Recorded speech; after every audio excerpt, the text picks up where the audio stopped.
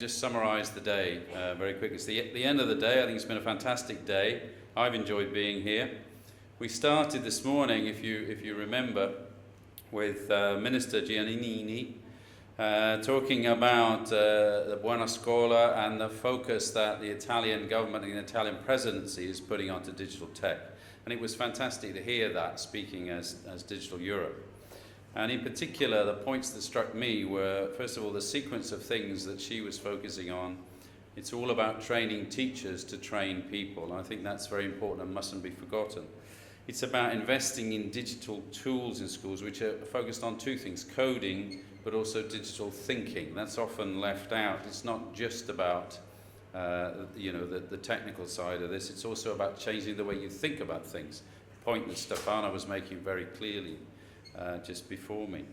And it's also about continuous development, and that's a message that we heard later on in the afternoon, message for people of my age, with my hair colour, and that the digital leaders, very much in the session that we heard from JAYE, Caroline leading on that, was that the senior executives that had the chance to meet with these young people to teach them things ended up learning from the young people.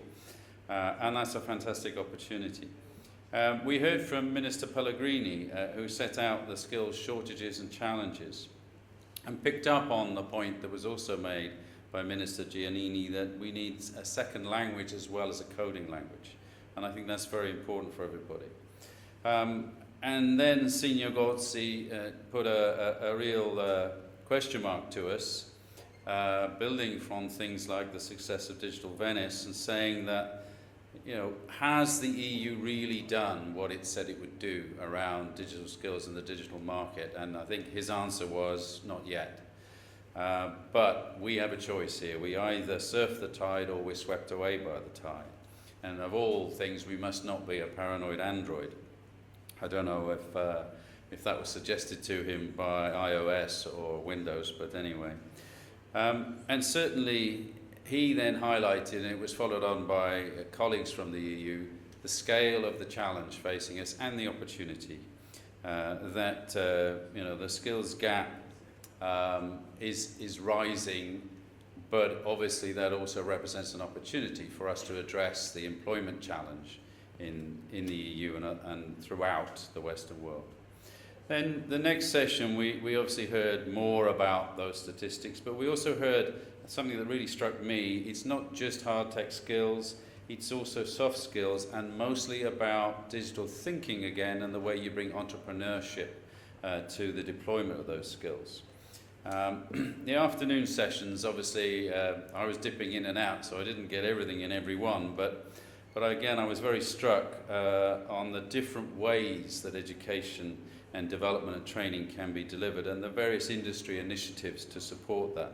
Why is industry doing that? It's partly because many of us are also parents and want to develop skills in Europe, but of course we need those skills in order to grow our businesses. As I said myself, in the UK, we could grow and deliver a lot more economic success, a lot more jobs, if we could get the skills, and that's true in every country around Europe. And then lastly, we heard quite a bit about the challenge of this being a global industry in a global world. And I don't know about you, but I was very struck, and I would like to leave this as one of my concluding thoughts for you, by the point that was made by the young lady from Huawei. I have also been to Huawei's campus and headquarters in Shenzhen in China, and there are 45,000 people working there. And if you look at the challenge and the opportunity for us, if we don't take it, there are something around 2 billion people or more in the Chinese, Indian, Indonesian and other Asian economies who are busy gaining those skills and applying them in an entrepreneurial way. And my daughter is a performance designer for a theatre company, so traditionally that's been very much about just painting effects and props and costumes and all that kind of thing. But when she graduated in London, about 30% of her fellow graduates were either Chinese or other Asian nationalities training to learn how to do theatrical stuff. So their ambition is exactly the same as ours.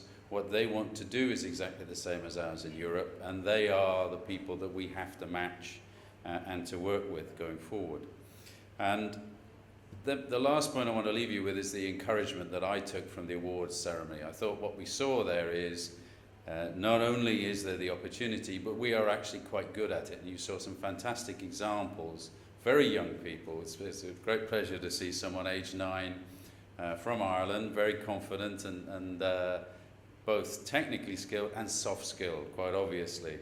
They do say the Irish have a way with words, and you certainly do, so well done. But also in many other aspects of it.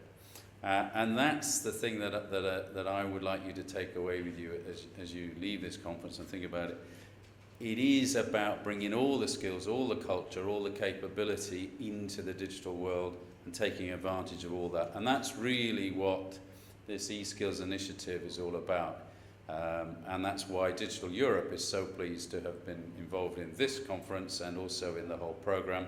And we certainly expect the Commission to carry on with this. If they don't, then it will be our loss and other people's gain. So on that note, let me say thank you very much for your time.